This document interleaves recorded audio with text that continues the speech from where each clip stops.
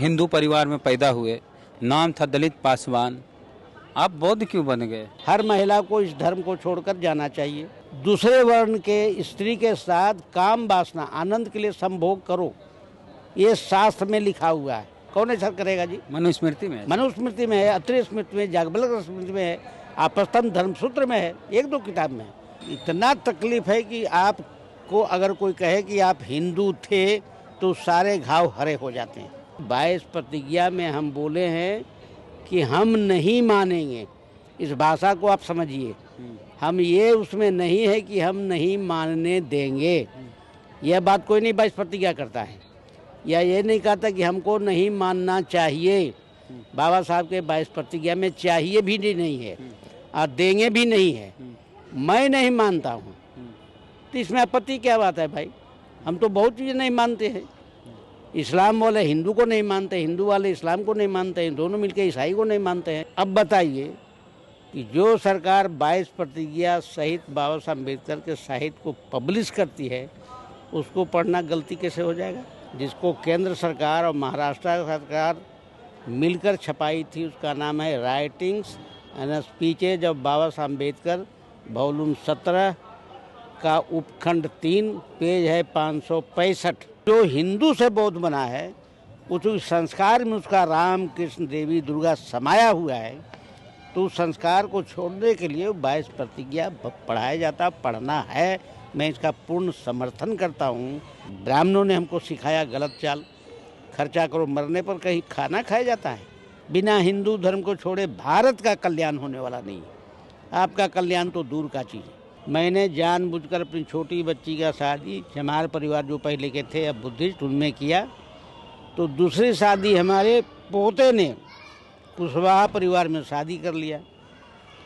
हमारे साढ़ू की बेटी ने ततवा परिवार में शादी कर लिया। हमारे समधी का बेटा जो है ब्राह्मण परिवार में शादी कर लिया।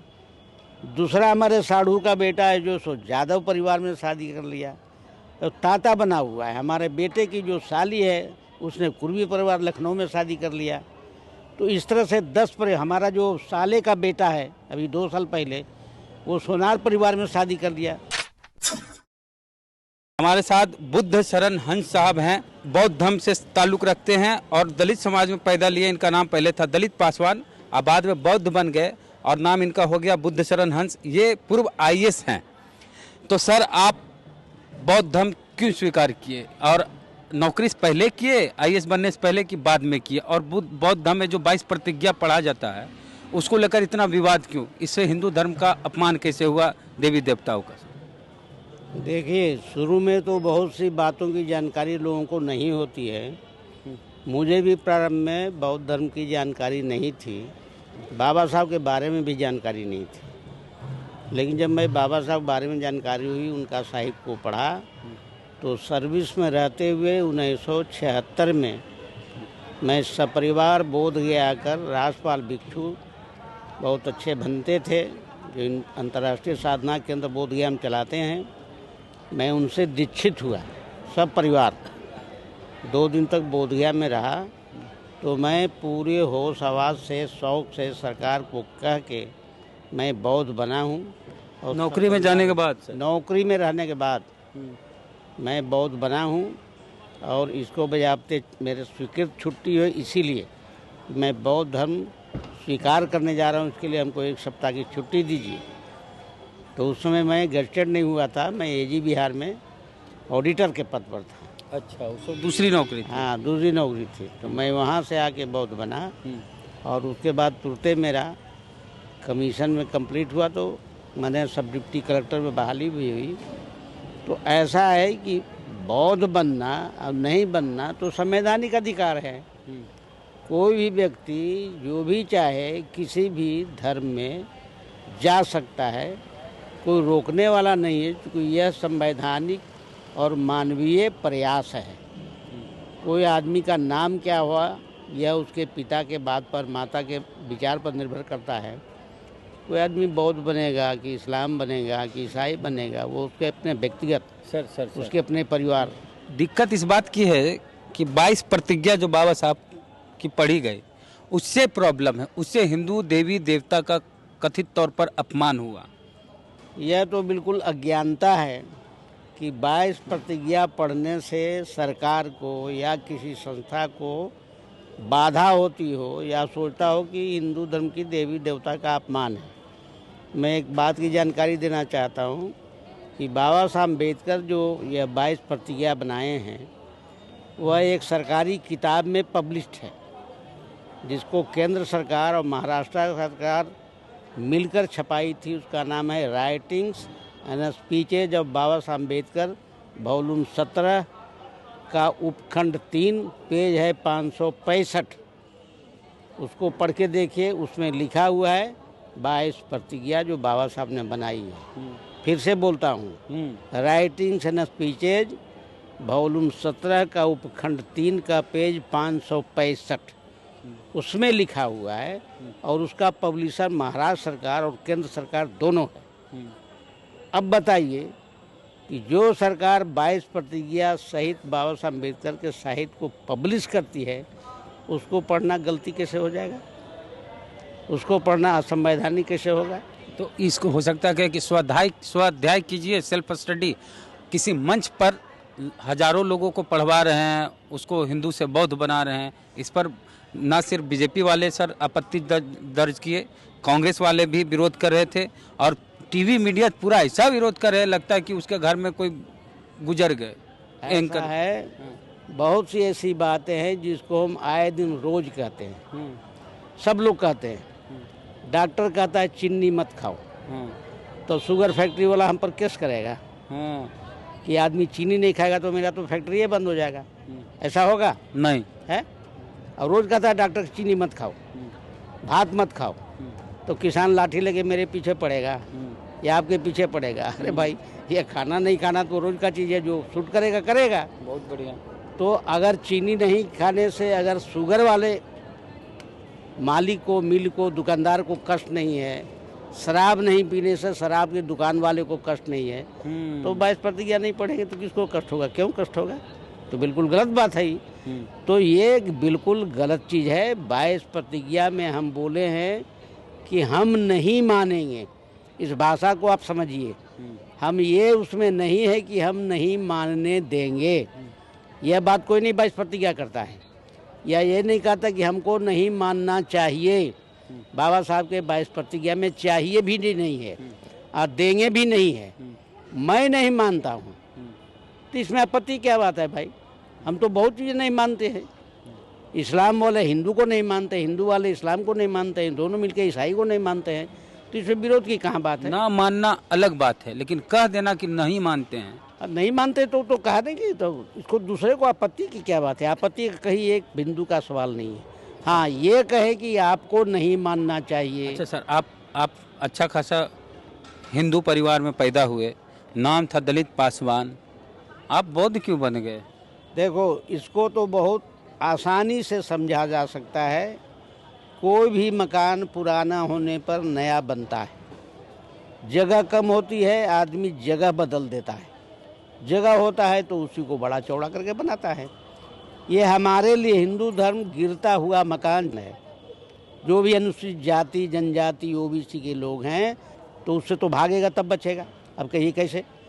कहता है जाति मानो, जाति द्वेष सिखाती है। ये धर्म कहता है छुआछूत मानो, छुआछूत करना इंसानियत के अपमान है। कहता है किसी भी दूसरे वर्ण के स्त्री के साथ काम वासना आनंद के लिए संभोग करो, ये शास्त्र में लिखा हुआ है। कौन ऐसा अपमानजनक बात कोई महिला मानेगी?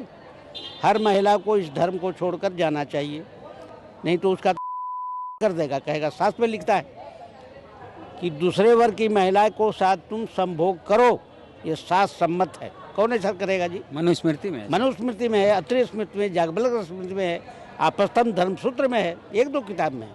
अच्छा सर, एक हम वाक्य का जिक्र करना चाहेंगे कि 1993 में पटना में भी 10,000 दलितों को बौद्ध बनाया गया था, पटना के गांधी मैदान में। उसके बारे में, उसमें क्योंकि आप भी शामिल थे। मैं शामिल था, मैकू राम जी भी थे, पूर्व था, और पूरा वहाँ हुआ था। उसमें देश और विदेश के जाने माने पत्रकार VT राजशेखर, संपादक दलित वॉइस भी बौद्ध बने थे। बहुत बड़ी हस्ती थी, अखबार में उनका नाम छपा था, क्योंकि अंतर्राष्ट्रीय खेम के वो व्यक्ति थे, वो कर्नाटक के रहने वाले हैं। तो वो बने, मैकुआऊ बने, मैं उनका साथ दिया, क्योंकि उसके पहले मैं बहुत बन चुका था, तो मैं उनका साथ दिया और नाइजर में था। तो कहाँ कोई विचार हुआ, कहाँ कोई हल्ला हुआ। उसमें भी 10,000 दलित बने थे, उससे ज़्यादा बने थे, पूरा गांधी मैदान भरा हुआ था, उससे ज़्यादा बने थे। और 22 प्रतिज्ञा पढ़े थे उस समय। 22 प्रतिज्ञा नहीं पढ़ा गया था, 22 प्रतिज्ञा नहीं पढ़ा गया, तो 22 प्रतिज्ञा प्रचलन में नहीं था। बौद्ध बनना है, पंचशील त्रिरत्न पढ़ के और दूसरी बातें पढ़ के, 22 प्रतिज्ञा उसे नहीं पढ़ा गया था।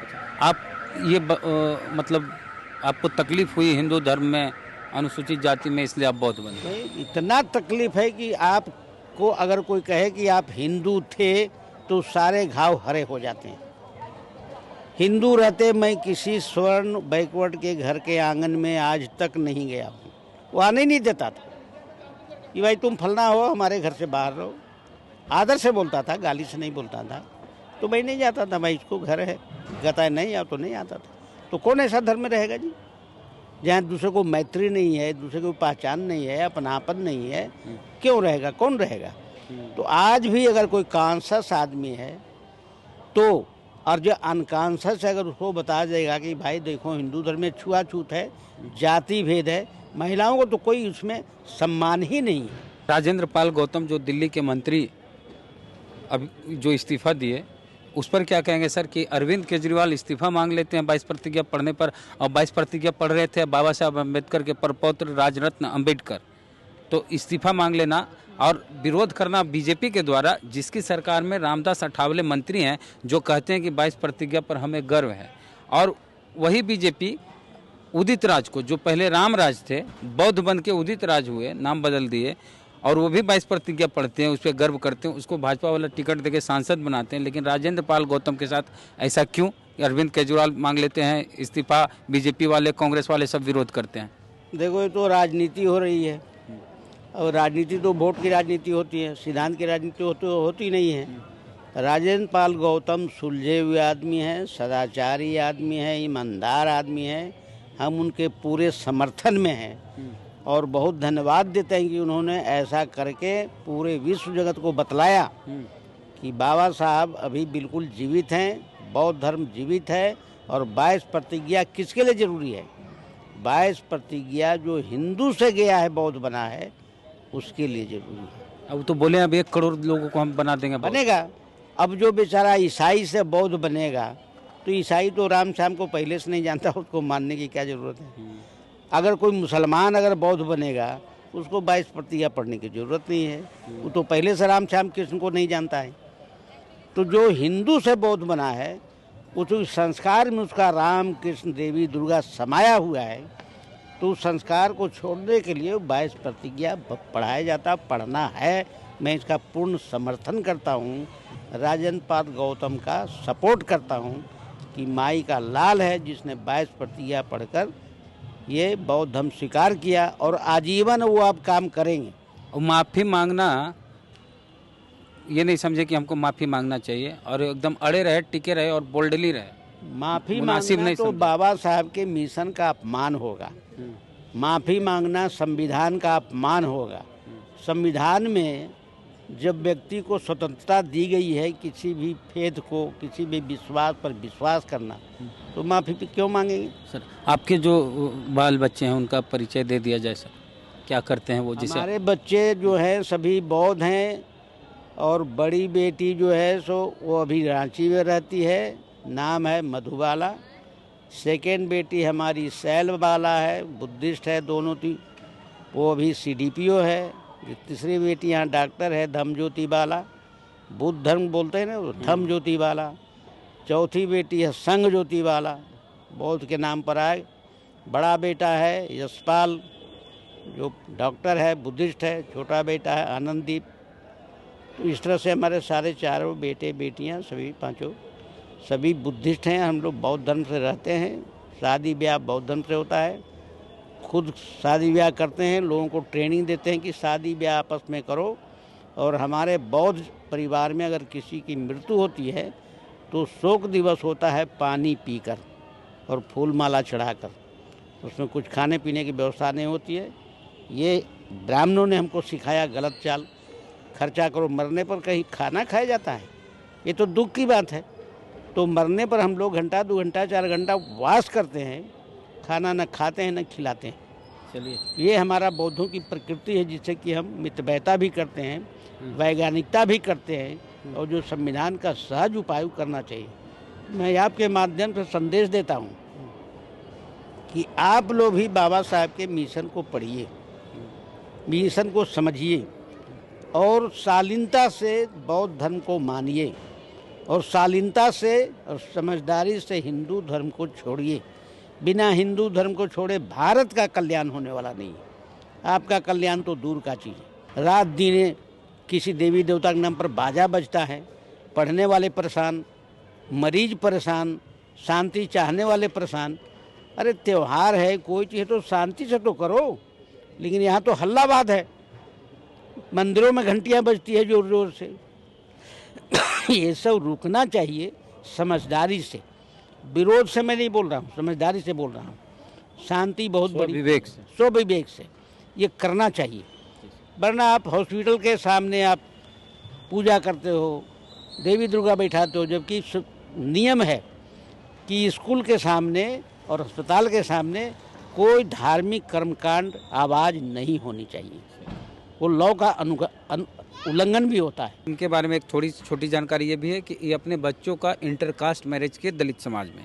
ऐसा नहीं कि पासवान है तो बच्चों को पासवान में ही शादी कराए। इसके लिए उत्तर प्रदेश में शादी करना पड़ा तो वहाँ किए, लेकिन इंटरकास्ट शादी किए 10 लोगों को। 10 परिवार में एक शादी के चलते 10 परिवार का अंतर्जातीय विवाह हुआ। ये कहता है कि ये माने जंगल सुखी, जंगल में अगर आग पकड़ता है तो स्वतः फैलता जाता है। हमारे परिवार में अंतर्जातीय विवाह का यही क्रम चल रहा है। मैंने जानबूझकर अपनी छोटी बच्ची का शादी, हमारे परिवार जो पहले के थे अब बुद्धिस्ट, उनमें किया। तो दूसरी शादी हमारे पोते ने कुशवाहा परिवार में शादी कर लिया। हमारे साढ़ू की बेटी ने ततवा परिवार में शादी कर लिया। हमारे समधी का बेटा जो है ब्राह्मण परिवार में शादी कर लिया। दूसरा हमारे साढ़ू का बेटा है जो सो यादव परिवार में शादी कर लिया, तो ताता बना हुआ है। हमारे बेटे की जो साली है उसने कुर्मी परिवार लखनऊ में शादी कर लिया। तो इस तरह से 10 हमारा जो साले का बेटा है अभी 2 साल पहले, वो सोनार परिवार में शादी कर लिया। सारी लड़कियां बस रही है और सारा परिवार सुखी है, कोई किसी का रुकावट नहीं है, सबका आना जाना है, परिवार आते जाते हैं। लगता नहीं है कोई कुम्हार है, कोई चमार है, कोई दुसाद है, कोई फलना है। तो ये है अंतर्जातीय का जो मिठास जो हम अपने परिवार में रस ले रहे हैं। हम संदेश देते हैं कि आप लोग भी करो, एक करोगे अनेक हो जाएगा। छोड़ने की ज़रूरत नहीं है कि हाँ ये गलत चीज़ें हैं या नहीं होगा, नहीं होगा। मित्रवत करने से होगा। धन्यवाद। चलिए, बहुत बहुत बातचीत के लिए शुक्रिया सर। आपको इनकी बातचीत कैसी लगी बताइए कमेंट बॉक्स में। फेसबुक वीडियो देख रहे हैं, पेज को लाइक फॉलो नहीं किया तो कर लीजिए। यूट्यूब पे वीडियो देख रहे हैं, सब्सक्राइबर नहीं है तो घंटी बजा कीजिए। जय भीम, जय भारत।